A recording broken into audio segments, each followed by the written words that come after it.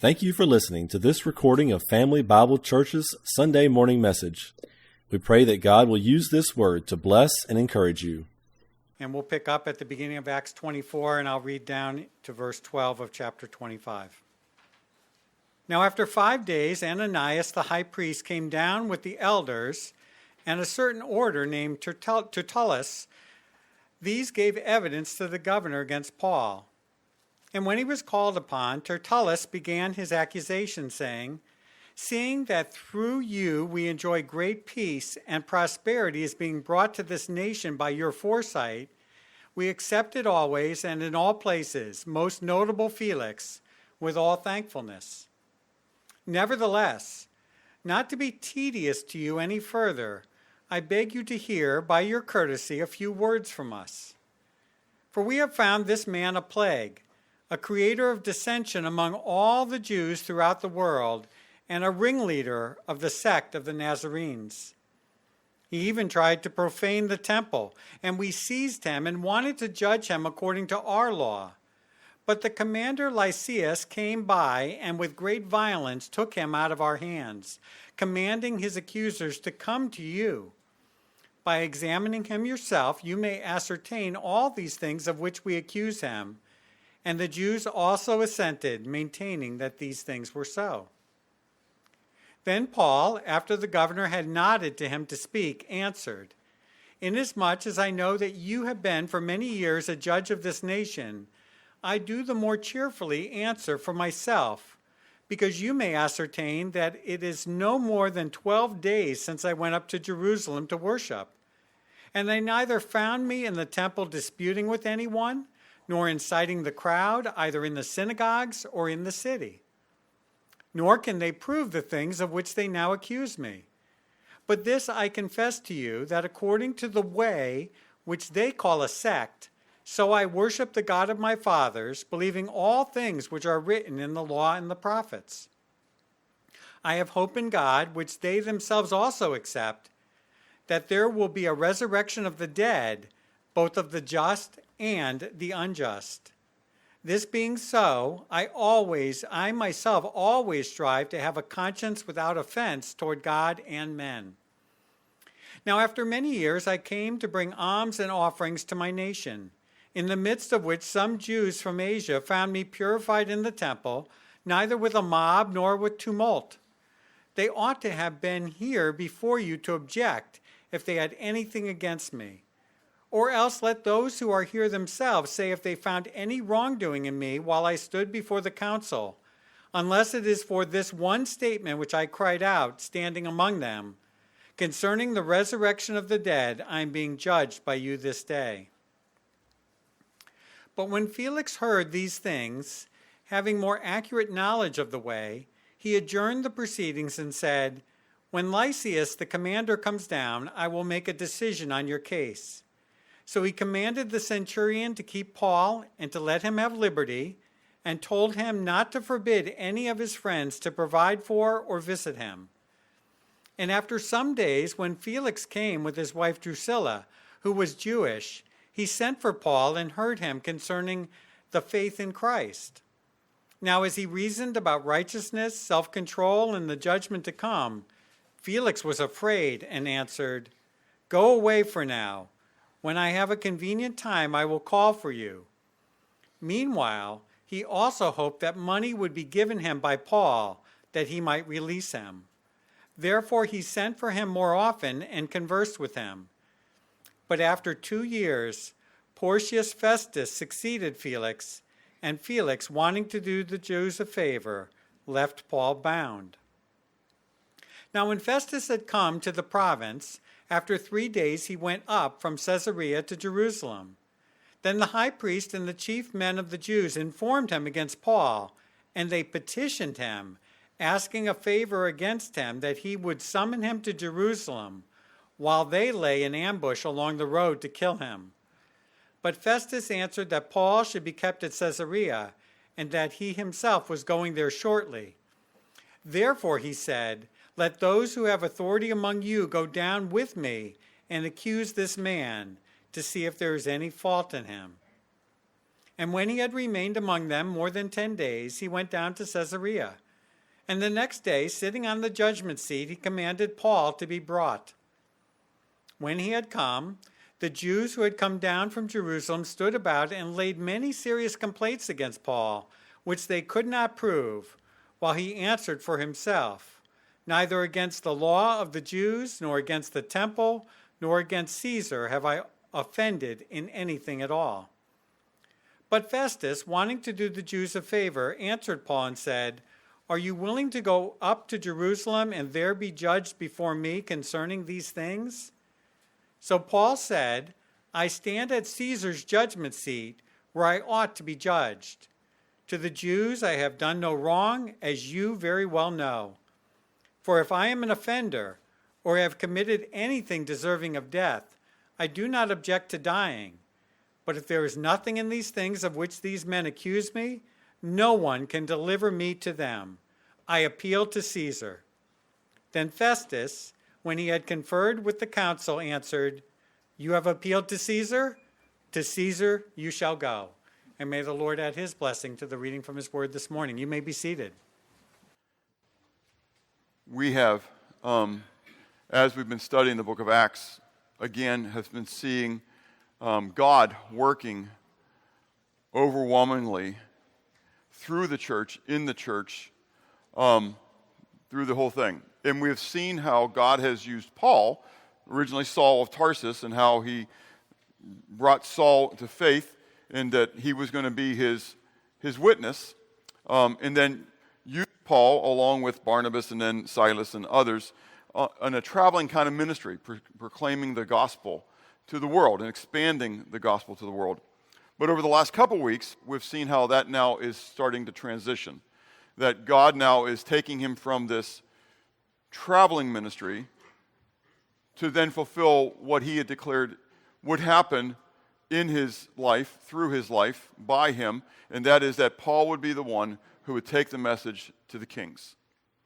That way back in the beginning, when he was still Saul of Tarsus, when God sent the prophet to him, Ananias, to take the blindness away from him, he declared, "Go, for he, Saul, is a chosen vessel of mine to bear my name before Gentiles, before the kings, the children of Israel. For I will show him how many things he must suffer for my name's sake." When Paul, Saul of Tarsus, was heading to Damascus to persecute the church, Jesus let him know, when he appeared to him on the way, that really he was actually persecuting who? Jesus. And so we're reminded of that when people persecute you, that ultimately the persecution isn't to you, but rather it is against Christ. The battle, again, is a spiritual war that's going on. It's not against you, flesh and blood, but rather it is in the spiritual realm. And so we saw a couple weeks ago where the whole process begins, where God is now moving him into this final phase, and that is that Paul goes to the temple, and there's a slight disturbance, because Paul is what? Innocently fulfilling a vow that he's made to Yahweh. And so he goes to the temple, and while he's in the temple, there were men that saw him there, and they presumed that he brought a Gentile into the temple, which he hadn't. So they put up the alarm. They say, "This is the guy who was taught everywhere, the Jews everywhere, no longer to follow the laws of Moses. And look, even worse, he's brought a Gentile into the temple." No one ascertains whether that's a true statement. Mayhem ensues.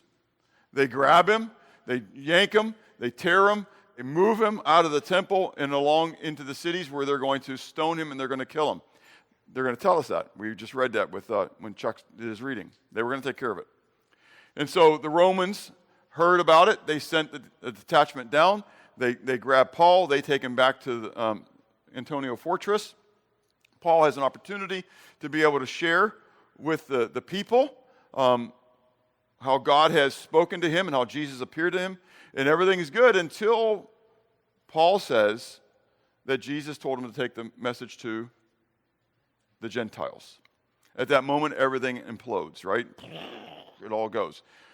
At that moment, then, they take him into the fortress. The centurion is about ready to scourge him, to whip him, to beat him at the command of the commander. Paul then says to him, he begins using his rights. It's kind of where we're kind of heading here today, right? And so he begins to use his rights as a Roman citizen.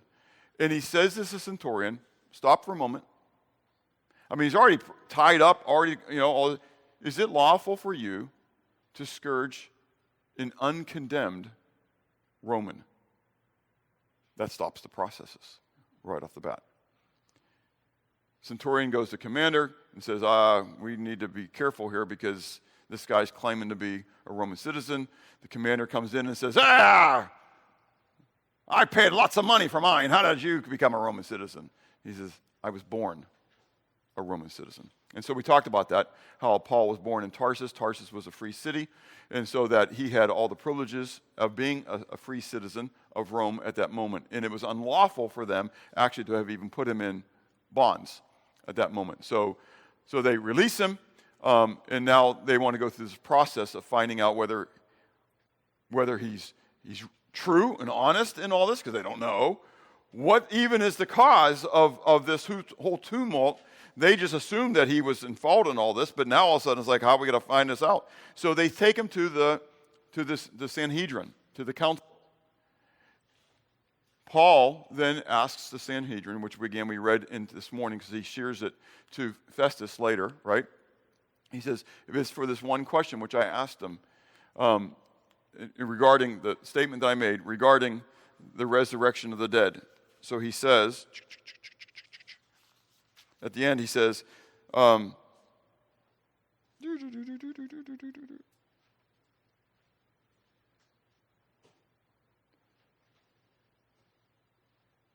give me a second. We're there.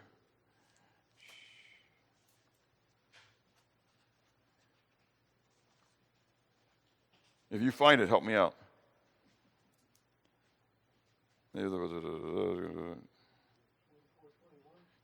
That's probably it. It is. Thank you, Steve. It says, unless it is for this one statement which I cried out, standing among them, concerning the resurrection of the dead, I am being judged by you this day. And when he made that statement, what happened? Tumult. Why? Because the Sadducees and Pharisees had different points of view. The Sadducees didn't believe in the resurrection. Okay? They didn't believe that after you died, you're raised from the dead. Pharisees did. And so now all of a sudden, there's a tumult. So the centurion has to grab him and take him out of there. Everywhere he goes, Paul's causing a tumult. Okay? So back into prison. So last week, we saw then the beginning of God fulfilling his plan, and that is sending forth Paul to Rome. In the first phase of that, God showing his sovereignty in that whole thing, was that he foiled the plot then that the Jews, the next step for the Jews was to try to have a plot in which they could kill Paul. And so 40 men plus make a vow before God that they would neither eat nor drink until they could kill Paul, right? And so they tell that to the council, and they ask the council to go ahead and request for Paul to be able to come and speak to them again, but he'd never make it because they would be lying in wait, so that when the Romans would send him, they would be ready to overpower the Roman soldiers, Roman guards, and they would kill Paul. Okay, so you need to kind of understand how all this is playing out. Okay, now I want to add another little detail to the milieu, to the historical milieu that is going on right now that we haven't talked about yet, and it's referring to Felix, because we're going to be talking about Felix. Because Felix is still around while all this is going on in Jerusalem. We just don't read about him, but we're going to start reading about him today. Felix, let's go back here. Ananias is the high priest, yes? He's only the high priest because Felix had the previous high priest killed. Okay? That kind of adds a little dimension here, doesn't it? So the previous high priest's name was Jonathan. And so you can read Antiquities of the Jews. Josephus, Antiquities of the Jews, okay? And read this whole account. And so Felix wanted to become the governor of the whole area. He had a Jewish wife named Drusilla, and so he yearned to be the guy in charge of this whole area. And so he became in charge of the whole area, but he wanted to be in charge. And so he ruled with an iron glove, and to put everything together. And so the Jews really didn't acquiesce to him like he wanted to, so he made sure that they acquiesced, if that makes sense, okay? And so there was not a great love affair, if you would, between the Jews and Felix, okay? In fact, it was rather the opposite, okay? The Jews didn't trust Felix. Felix didn't trust the Jews. And so you need to understand all this when this is all playing out, okay? Messages are being sent back to Caesar, okay, who had established Felix in his position, that Felix isn't doing his job. Rather, there's going to be greater uprisings going on because of Felix, okay? And so one of the things you don't want as the governor of one of the territories of Rome is to have Caesar against you. Does that make sense? Okay. So hence, there's a need for Felix to keep the Jews pacified. Are you tracking? Okay. All right. So we bring all that in now into this whole thing. Okay. Sovereignty of God. Is God sovereign over all the affairs of man? The answer is yes. Okay. So as we now carry this into this next phase, because we saw how God is sovereign over then the plots of man, and how God is sovereign even over the commander and the centurion, right? Is God sovereign over the judicial systems of man? Is God sovereign over the judicial systems of man? And I know you're a church, so the right answer is yes. God is sovereign over the judicial systems of man. But the minute you walk out of here and you have a lawsuit against you, what do you begin to think then? How do you begin to act? Is God really sovereign over the judicial systems of man? A couple years ago, it's not very long ago, we can remember it, governments, and I'm not going to make, yeah, I am, no, I'm not. Anyways, they had their desires, right? And pushed forth their desires, right? And things were going through courts, and churches were being sued, whether they could be meeting or not meeting and all this kind of stuff. And we had to ask ourselves these questions. Not necessarily like this, because, again, theologically, we have to say what? Yes, God is sovereign over the judicial systems of man. But practically speaking, many times we act like what? God needs me. Because God's impotent to handle things on the human plane.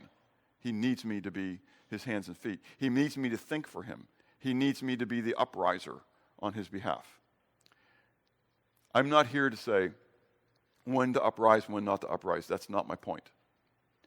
What I want us to get out to today is how God uses even then the judicial system to bring about his plan. Because again, remember, from the beginning, that's why I wanted to go back to that verse. From the beginning, before Paul was Paul and he was still Saul, God said, you will what? You will go before kings. You will go before kings. And last week as we talked about it, and when I went to Jeremiah and I talked about, I know the plans I have for you and all this kind of stuff. Well, I know the plans I have for you, Paul, plans to persecute you. Not all this other blessing stuff, right? But they were blessings.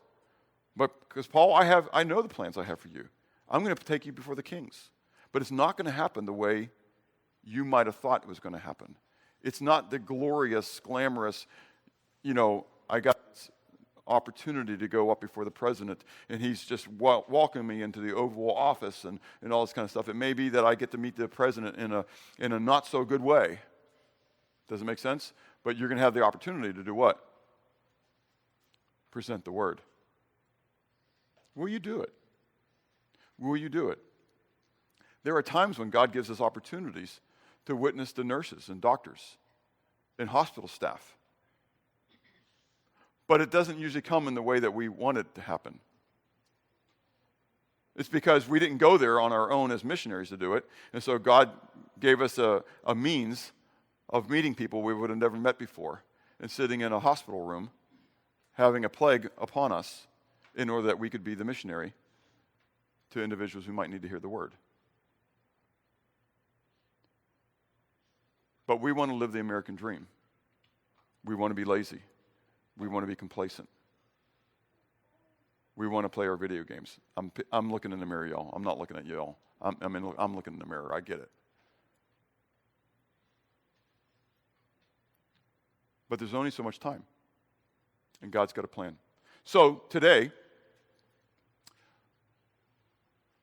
we see Paul come before Felix and then come before Festus. As he comes before Felix, the first thing we see, because they're down in Caesarea, and Felix sends for the people to come, and so the Jews come, and they come with an orator. I just thought that was kind of fun. I'm not going to spend a lot of time on it, but lawyers today need to be very good orators because they're presenting their case before the jury, and they have to sway the jury. And a lot of times, it's not based upon what? Facts. It's based upon the feelings that they're going to get, emotions and everything else that they can bring into this jury. Okay? Well, there's facts that are important, but the guy, and so there's that part. And so Tertullus was an orator. That's what we're told. He wasn't a lawyer from that perspective. Okay? So they didn't get one of their lawyers to come down and present their case. They actually got a Roman orator who was able to speak eloquently, okay, to him. And so they come down and they present their case, their accusation. The first accusation is against Paul. What about Paul? He's a creator of dissension. Now, this is huge. Who are they talking to? Specifically, come on, this is a no-brainer. Who are they talking to? Governor Felix, okay? And I just gave you a little bit of a background of what's going on. So, what do you know about Governor Felix? What's happening in Governor Felix's Judean realm? There's disorder. There's some chaos. There's some dissensions going on. Words are getting back to Rome, right? And so the very first label, it doesn't have to be true. It doesn't have to be true. The very first label that is placed upon Paul is that he is a creator of dissension. He's part of your problems, Felix. He's part of your problems. He's a ringleader, literally a prime establisher of the Nazarene sect. That's a negative. That's a bad thing. Remember, your wife's Jew, Drusilla, just so you know, just kind of throwing this one out. He's a prime establisher of this group here. And he is a desecrator of the temple, which O Felix, is going to rile up the people. This guy is a no good dirtbag. And now we're not going to stop here, though. They should have left well enough alone. Because they don't stop with their accusations here. Who's the next person they accuse? Lysias, the commander. Now they throw accusations to Lysias. We were going to handle it. We were judging Paul. We were taking care of it according to our laws. But Lysias came in violently. I couldn't believe it. We were handling this thing just judicially. Just really nicely. This guy's causing uprisings. We're handling this for you, Felix. We're trying to dispel the dissensions and everything else going on. But this commander, he comes in and causes violence. Which is kind of fun. On your sermon note sheet, I put the reference there to what was going on in the violence that actually Lysias came in the midst of. The Jews were actually having this violent mob, right? And so I think it's fun with the words that are being used here. And so they say, we were going to do them, so you wouldn't be bothered with this, but Lysias violently forced his way. I have it up there, Acts 21. And commanded us to come to you. All this bother on you, oh excellent Felix, is because of Lysias. So I want you to think about that. They slam Paul. I think they lose their case here. Who's Felix? Who does he represent? Rome. He doesn't represent the Jews. He represents Rome for the Jews. Does it make sense? And now who are they accusing? Rome. Rome. They're accusing Rome. You got to left well enough alone to that one, okay? But again, God is what? Sovereign. Do you get it? And I'm not saying that God put the word in your mouth to say this at this time, but sometimes, because we're not told, okay? This is like, but I think this is kind of an interesting thing, that if they would have stopped, it would have been okay. But they had to keep moving on to make themselves look magnanimous. Do you get it? Isn't it when problems usually come? When I got to exonerate myself? When I got to make myself look really good? I can't just present facts. I've got to present things that make somebody else look bad and make myself look good. It happens. Well, Paul has an opportunity then. Felix nods to him, gives him the opportunity to speak for himself. So Paul comes back, and what he does is he communicates details regarding his arrest. You know, it can be vouched that 12 days ago, he gives specific dates. It's not until you start reading what Paul says that you realize what the Jews didn't tell. Paul starts going with dates, times, events. 12 days ago, you can figure this, you can check it out. It's provable. I was in the temple. I was going there to fulfill a vow. I wasn't causing any arguments. I hadn't gone to any synagogues. I haven't been arguing in the synagogues of Jerusalem. I hadn't been arguing in the temple. You can go and you can check this out. It's all factual. It's all there. This is all how it played out. And then he called for the accusers to prove their case. In all these things that they're saying about me, they can't prove any one of them. There's no proof for any one of these things. Again, Paul is using the system. We talked about this last week. Paul is using the system that is there. He's a Roman citizen, and he understands the Roman judicial system. Can I just ask real quickly, and you don't put your hands up, just think about it. Do you understand the U.S. judicial system? If you were arrested right now, do you know the process that you have to go through? Or are you totally overwhelmed? It's the same thing like we talk about when somebody dies. You know, I volunteer myself to be there because I've gone through the process with numerous people, with their lost loved ones and that kind of stuff.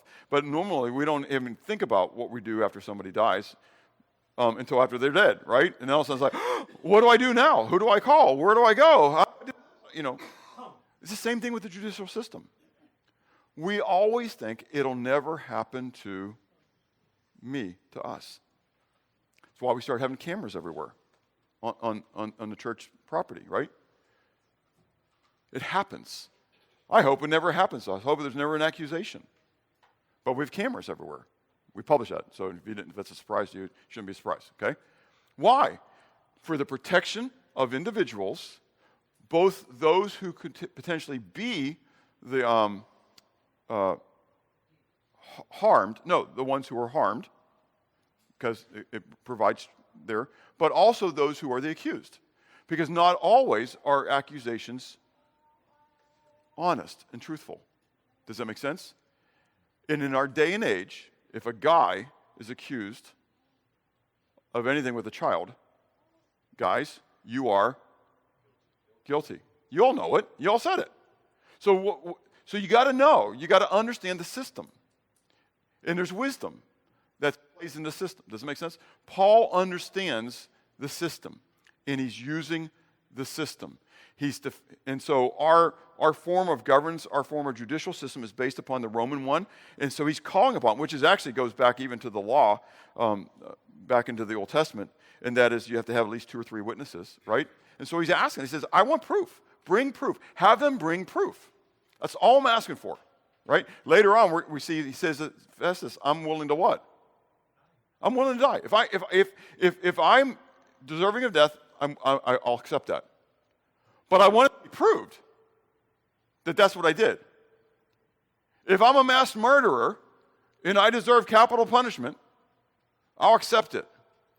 But at least prove that I'm what? The mass murderer. Do you get it? That's what he's basically saying. Not that he's a mass murderer, but you get what I'm saying.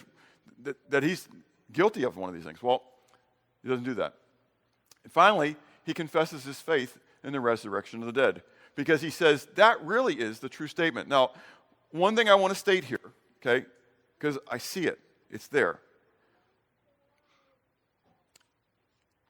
What doesn't Paul state in this confession? When he's coming through here, remember the accusations that were placed upon him. When he comes through and says about the resurrection of the dead, for this one statement, then is the problem, okay? The resurrection of the dead. What does he not share in this thing? This should be glaring to you. Say again? He didn't mention the call of the Gentiles. No, the call of the Gentiles. I heard somebody over here. No? Say it louder. That Jesus was the one who rose from the dead. He never mentions Jesus' name. He never mentions Jesus' name. A lot of you are looking at me. Read it again. Check me out. He never mentions Jesus. That perplexes me. That perplexes me. And yet, I understand tact within a judicial system. Do you understand? He didn't have to mention Jesus in this moment. The issue was the resurrection of the dead. The Jews understood it. They even presented a case that he was the ringleader or the main establisher of the sect of the Nazarenes. He's going to have the opportunity to talk to Felix and Drusilla later on, and we're not told what he talked about, but I'm positive. I mean, in my brain, I can't prove it, that was part of the conversations. But during the judicial case, during the hearing, he didn't bring up extraneous information. Do you understand? He dealt with the accusations as they were presented. And the accusations against him was as a rebel rouser, as a causer of dissension. That's what he dealt with. Are you tracking with me? There's wisdom. There's wisdom in, again, understanding the judicial system. There's a time and a place for all things. I really believe that if this was the moment where God wanted him to declare Christ, he would have declared Christ. But he knew that it wasn't. This is all about a judicial system. Okay? So it's something for us to think about. Okay? Because sometimes we cause things to become fomented more and more because we can't close our mouths. Okay? So, thirdly, the indecision of Felix. What happens here? Felix can't what? He can't make a decision. Why? Again, it goes back to the thing I mentioned earlier, and that is he's already in trouble. So think about it. If he chooses to go with the Jews, what is his choice really? To turn Paul over, okay, but to go against what he knows to be true. Do you understand? And so he doesn't want to do that. Also, the implications against who? Against Lysias, right? So if he chooses Paul and says, you guys are a bunch of crocs, I know what's going on, now he makes it even worse. So he says, let's defer the case.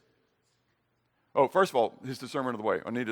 This is important because we're told that he knows about the way. And that's kind of a cool little detail given to us. That he knew all about the sect of the Nazarenes, or what was commonly referred to as the way. He had exact knowledge of it, okay? And so I put the words up there so you can see it's a state of being accurate. It wasn't like he just knew a little bit. Somehow he knew, okay? As the governor, he had exact knowledge about what the way was, okay? But then he defers the case until Lysias comes and says, so I don't have to make a decision. I can kind of put this thing off. We're not going to do anything until Lysias comes so that Lysias can defend himself against the accusations, and he then can validate the charges which are against Paul. He then, though, and this is interesting to me because it then validates my other thought, he then decides, he gives Paul total liberty. and allows his friends to come in and minister to him, provide for him, and all that kind of stuff. Which, if he didn't think that Paul had a leg to stand on, what would he have done? Could have bound and chained him, but he could have just at least limited his liberty. Does it make sense? Put him in a cell, whatever, a holding cell. Okay, didn't have to necessarily bind him. Makes sense. He could have just put him in, and he didn't have to let his friends come in. But he treats him with like a house arrest kind of concept, and just lets him do whatever. Okay, and so Paul's being fed, he's being provided for. His friends are coming in for him, and then he brings them in to have discussions with them. He and Drusilla, his wife. And we're told that they were pretty good conversations, okay? Because he's looking, so he gets a little bit undone by them, right? So he says, verse 24, and after some days, when Felix came with his wife Drusilla, who was a Jew, he sent for Paul and heard him concerning the faith in Christ. Now, as he reasoned about righteousness, self-control, and the judgment to come, Felix was afraid. Yeah, Felix was afraid. So Paul's having a good theological conversation with them, okay? Again, Jesus isn't mentioned there, but everything else about judgment and all that's there, okay? So I believe salvation's probably there as well. Felix is becoming afraid. Afraid of Paul? No. Clearly it's not afraid of Paul. Paul couldn't do anything to him. He's being afraid of God at this moment. Those kind of conversations ceased at this moment. But we're told that he delayed Paul's case then as a favor to the Jews, but in hoping that by delaying it as well, Paul would seek to bribe his way out. That's an interesting thought, isn't it? Have you heard of areas around the world where you need to bribe to get things through? Sounds like the United States. No, anyways, no. But for real, okay, so here's the deal. I want you to think about this. Have you known about people who have bribed officials, Christians, who have bribed officials in order to get Bibles through or to get something else accomplished? Yes. I'm not here to judge them, but this makes me stop in my tracks. Because if Paul would have offered Felix a bribe, Paul would have been walking.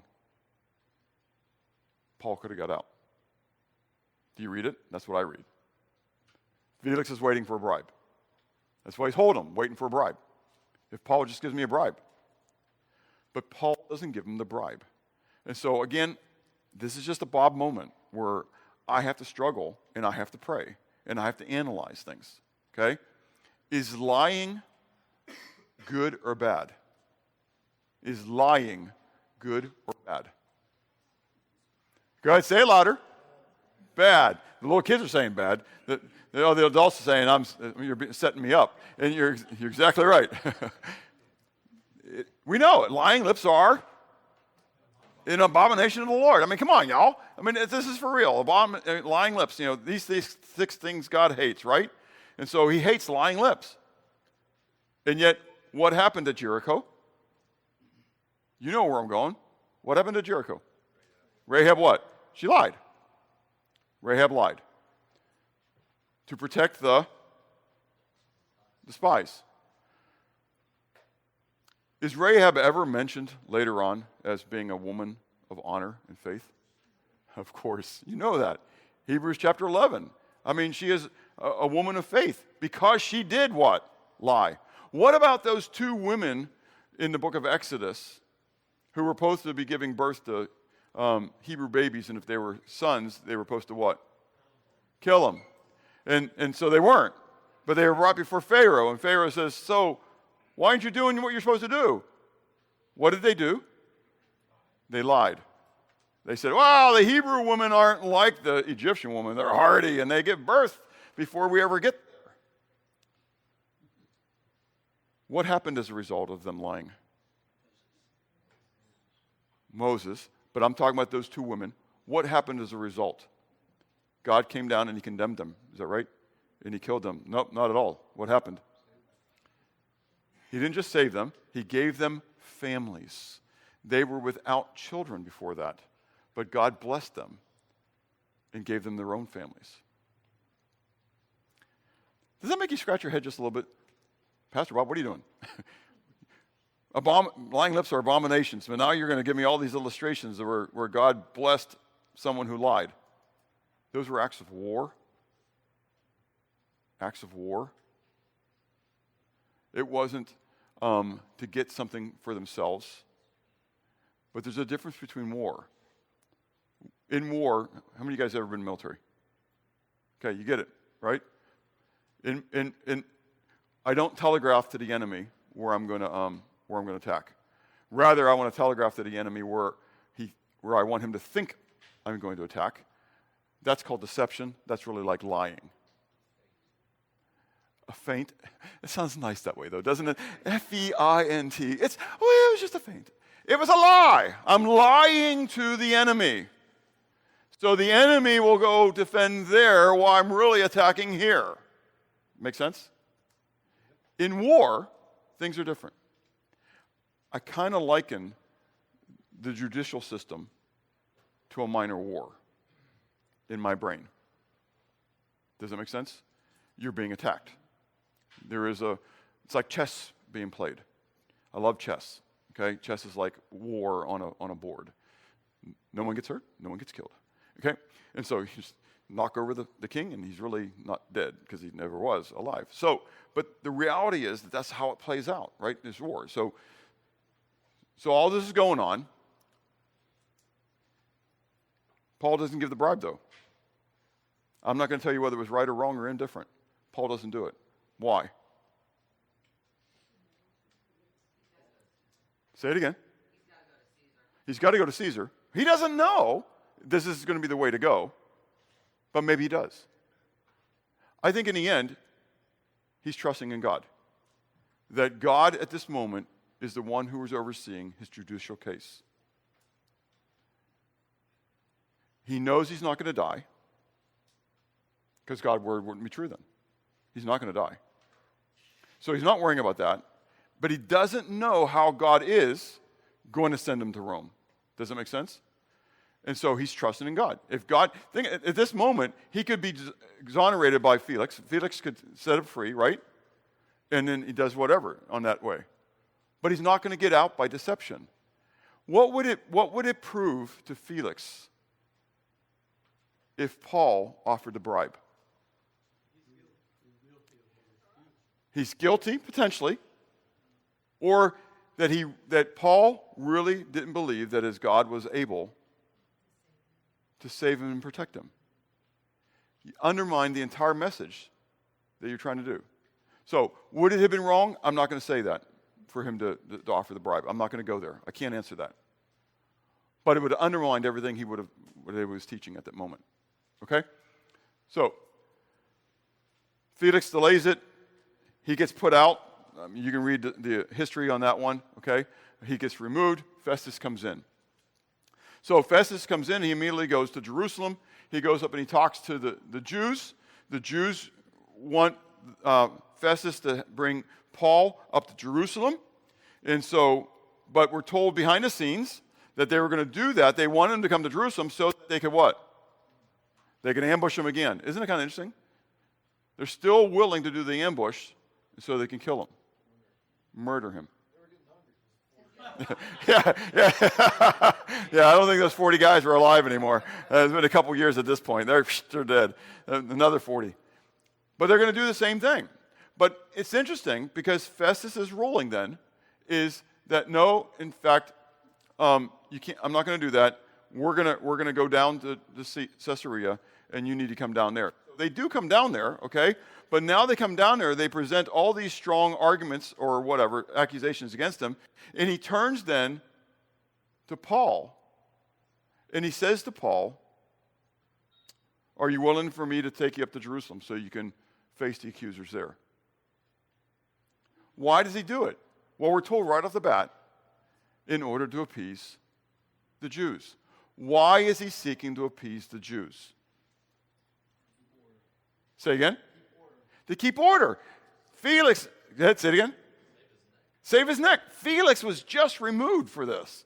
Do you get it? It was not the most pleasurable place to become a governor, to be in Judah, okay? And so he's trying to preserve order. He knows he needs to appease the Jews, and Paul is just one man. Yeah, that's exactly right. It happens at election time. That's exactly right. That's exactly right. Okay? And so he says, well, are you willing to go? Paul then, bring it to the end, right? Paul's response is a call for justice. Look, I'm standing where I need to stand. I'm standing in the court of justice. At this moment, you are the judge. I don't need a jury trial. I don't need to go to Jerusalem. I'm exactly where I need to be. The only reason to go there is for the Jews to get their way, and that means that there's not going to be justice. I'm appealing for justice. So at this moment, you have made your decision, Festus. And so I'm going to make my decision, and I'm going to appeal your decision to take me to Jerusalem the next step higher. And I'm going to appeal to Caesar. So you're in the lower court, and the ruling goes against you. What is now your right? To appeal the high authority. That's exactly right. Okay? Kids, you look at me for a moment, okay? Appealing to authority is a very important thing. Okay? Too many times, as adults, and so like as kids, you come up to an adult and you demand your rights. I want a cookie. All the parents are laughing. That was right? Well, in their brain it was. You have cookies? I deserve to get one.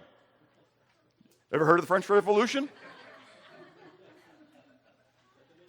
Let them eat cake. Okay. Well, it's Bastille Day the other day, so yeah, we deserve it, right? So here we go. And so they come in.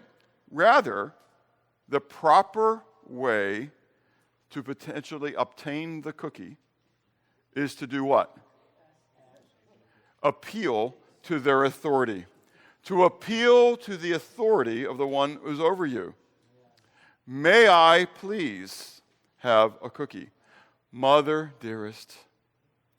I mean, you remember how Tertullus began talking to Felix, and, oh, most excellent Felix, and even Paul adds a little bit to it too. So kids, it wouldn't be bad if you kind of did that, okay? Oh, most excellent mother of mine, the one to whom God has graciously given me all these years, you have sustained the blessing upon me for all, and you have now made these gracious cookies. No, for real though, kids, appeal to their authority politely and nicely. In my house, okay, I'm not saying you got to do it, but in my house, can I do this, Michelle? The kids had to come up and put their hands, if we're having a conversation, they don't just come up and button the conversation because they're not the center of the universe. But they would have to come up quietly, silently, put their hand upon our arms and wait for the authority to acknowledge them. And when the authority said, what do you want? No, anyways. When the authority said, excuse me, Michelle. Yes, dear, what do you want? I want a cookie. Daddy, man. No. Gotta work it better here, man. Oh, Father dearest. No, anyways. If I take out the trash, can I? That's right. May I have a cookie? May I? Not can I. Can I? You kids know this from the kids club. I do it all the time. Can I go to the bathroom? I think so. I don't see any reason why you can't. Is there anything I should know about you? That's right. I'm not a doctor. I'm really not going to go in and find out. So, may I go to the bathroom? Yes, you may. Okay? Appeal to authority. Okay? Now, I'm using the kids because that's important for the kids to learn. You need to appeal to authority, treat the authority properly. But as adults, we need to learn to appeal to authority in a proper way and understand our authority structure. Yes? Okay? If it goes against me in a lower court, I have the rights as a U.S. citizen to appeal to a higher court, all the way to the Supreme Court. Sadly, it's coming. It's coming. That may be preempted, and you may have to go to the world court. Okay? If they pass the UN Convention of the Rights of the Children, I've talked about that for years. It's sitting out there. It's a time bomb. It's in Congress. It's in the committees. It's been there since Madeleine Albright signed it when Bill Clinton was the president. Okay? It's been sitting there. Most people don't even know it. Okay? The minute that gets signed by Congress, the minute it gets ratified, we become subservient to the United Nations. Okay? And then we become subservient to the World Court, which is in Rome. Our Supreme Court already uses the UN courts, precedents as decisions in their own decisions. Most people don't know that. Check it out. You have got to become wise. You've got to become understanding of the day that you live in. You need to understand your rights. Now, again, I'm not that revolutionary pastor who's telling you to take up your arms and go, you know. But wisdom is, like Paul, knowing where he lived in the time that he lived. And he knew his rights. And he used them. So, in the end, are you living in the confidence of the sovereignty of God, or are you living in the fear of man? God reigns. He rules. None of the things that are going on in our world today have taken God by surprise. And he can bring a great awakening. And he can bring a great revival.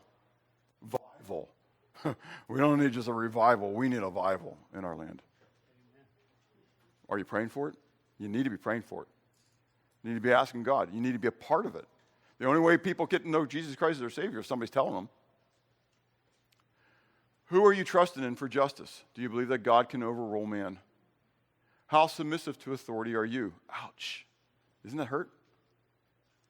Are you willing to trust the sovereignty of God through our court system? Through our court system. I'm telling you, that's a struggle for me. Because I look at the inadequacies of our court system, and I go, but God. And then I have to stop, right? But God. That's exactly right. And God can use the court system to magnify his name through me while I go through the process. Is there then a need to change the way you think and therefore change the way you act? Let's pray. Father, thank you for you. Thank you for your love. You are the King of Kings, the Lord of Lords. You rule over the nations, Father. And as we prepare to sing this next song from Daniel 4, Lord, I'm mindful of it being even Nebuchadnezzar who spoke understanding that you reigned over all the nations. You reigned over him as the most powerful man in the world at the time. You still reign. Lord, help us to trust you. Help us to understand that you have a plan and that we're just cogs in that. And that we would be willing, Lord, to live lives that are honoring and glorifying to you. Help us to be bold. Help us to be wise. Help us to be discerning. Help us to be diligent, to read and to study and to learn, that we may be ready to give an answer to everyone who asks us a reason for the hope that's within us, that you might be glorified. In Christ's name, amen.